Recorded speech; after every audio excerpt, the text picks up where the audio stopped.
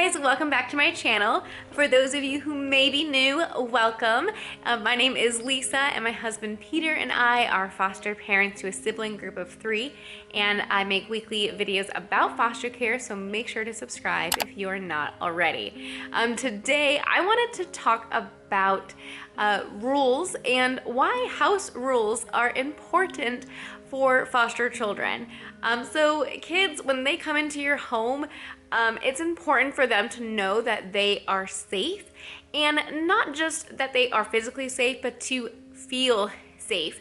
We've talked about that in a previous video about felt safety, and that is from the book Connected Child. Even if a child is safe, if they don't feel safe, they can still have their alerts way up. So house rules actually can help a child feel safe, and here's why.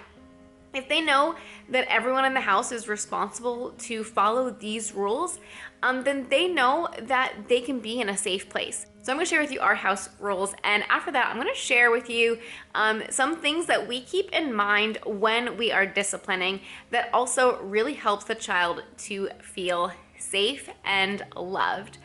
So first, our house rules. Now, these may work for your family or they may not. You may need to add some, take away some. When we were first placed with the kids, we didn't have like a set of house rules. I have heard that other foster families, before they even have kids come into care, like they need to present the house rules to their caseworker. That is not the case here in Indiana, but we quickly realized that we needed some rules for the family. When we first got placed with kids, we were just intaking so many podcasts and so many books and audiobooks. I remember I took this from like 2 different people, but I don't even remember what it was, so I'm sorry that I can't give credit where credit is due. But yeah, these might work for you. You might need to add something, but try to keep it simple. We only have 3 because any more than 3 and I can't remember, and definitely the kids won't be able to remember. Okay, so remember I said that we didn't have it until they first came. So after they were here, I just quickly wrote it on a piece of paper, and it's all crinkly. It has stayed on our fridge. It has fallen off several times. Surprisingly, it is not ripped. It does have some food on it, but yeah, no rips. So our house rules. Number 1, no hurts. That is probably the one that we say the most often. Number 2, no disrespectful talk. And number 3, obey the first time, or as we like to say it, listen fast. Now, I realize that you can take a positive spin on these. Instead of no hurts, you could say like, be kind. Instead of no disrespectful talk, you could say speak respectfully. So that way it puts a positive spin on it. Now, honestly, no hurts. I think the word no in there is good, because if someone is being hurt, you just want to quickly remind, hey, in this house, there are no hurts. Now, these are very basic, and you can include so many in each of these things. So that's why we picked these 3, because they can encompass a whole lot. So for example, lying breaks rule number 1 and rule number 2. Lying is very disrespectful. To lie to somebody, it hurts you as the liar, and also hurts the person you're lying to. And so you can kind of see that many things can be in different categories. So for no hurts, that meant not only hurting other people, but also yourself. Kids from trauma, they may try to bite their arms or bite their cheek or things like that, as they're not sure really what they're experiencing and they're just trying to express it. Those are our 3 house rules. You can change that however you want. It fits in your family. You can put it on much nicer paper. Now the next thing I'm going to show you is actually something I created before we were placed with kids. So this is going to look a little nicer because I actually had time to do this. And I got these from a book, which is Discipline That Connects with a Child's Heart. Love the book. Oh my goodness, such a good book. So I'm going to go ahead and go over these. Okay. So here are 4 things to keep in mind when you are disciplining kids. And even when you're not being disciplined and even in a calm moment, you can just remind kids. And I remember when we first were placed with kids, like taking the kids to the board and just letting them know, like, hey, just so you know, in this house, you are safe, you are loved no matter what, you are called and capable, and you are responsible. And I feel like in the very beginning, we really stuck to these and just the house rules.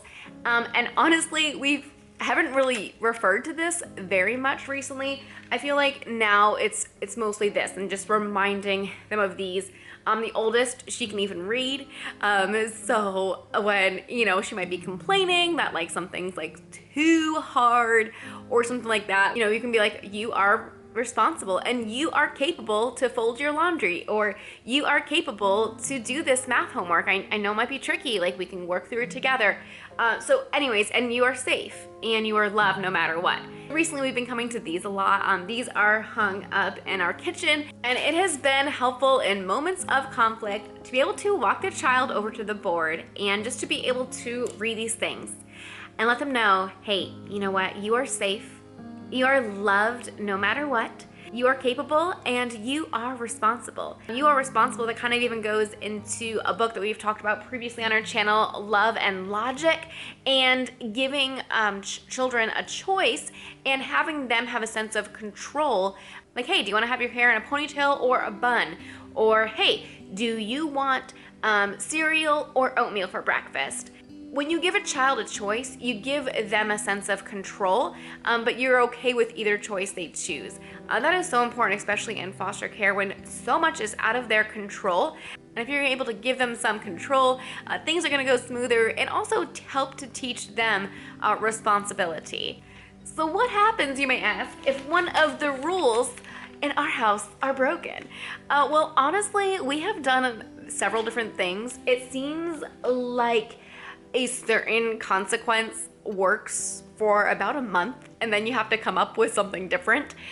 So we have tried a variety of things. Please let me know in the comments what has worked with you and your children, especially if they're foster children. I would love to learn, because I feel like we're a little bit out of fresh ideas right now. So if you did not know, for foster children, you cannot use corporal punishment of any kind, and that includes spanking. Now for myself personally, like my parents, they spanked us growing up, but it was a very healthy home, and it was done out of love. It wasn't done out of anger. We had time before our spanking to go to our room, think about it, sometimes even like write a note or write a note of apology or something like that. And then the spanking came, which honestly made it worse because you just had that time to like think about how terrible it was going to be.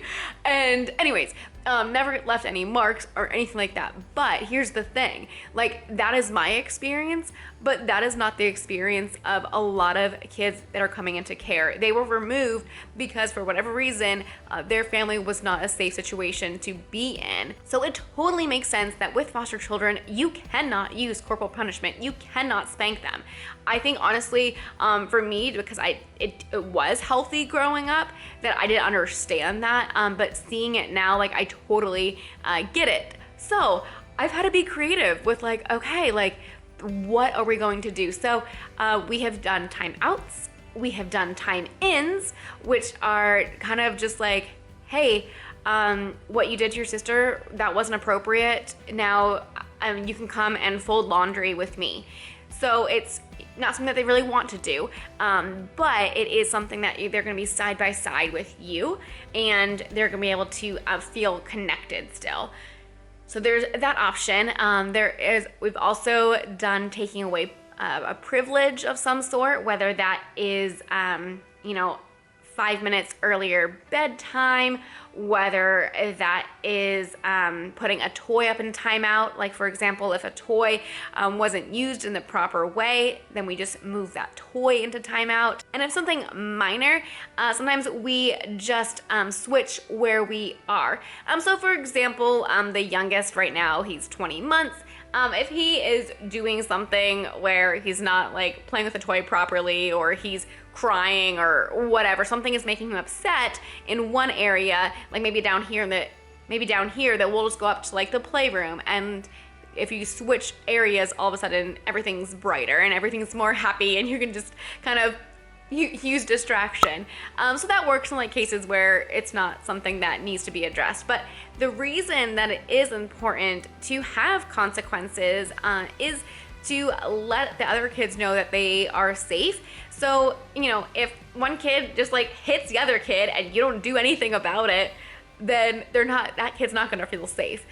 So it is important, and they do know that there are consequences. Like I said, it honestly has varied, but taking away privileges or putting toys up in timeout honestly seems what we have been doing most often. But I would love some more ideas, so please leave below what works in your house. And let me know what other house rules that you think I totally missed, what doesn't kind of include in here, or what you liked the best, what you take away. And I hope this helps you as you come up with maybe some house rules for your family. So thanks so much for watching. Make sure to subscribe if you are not already, and we'll see you in the next video. Bye guys.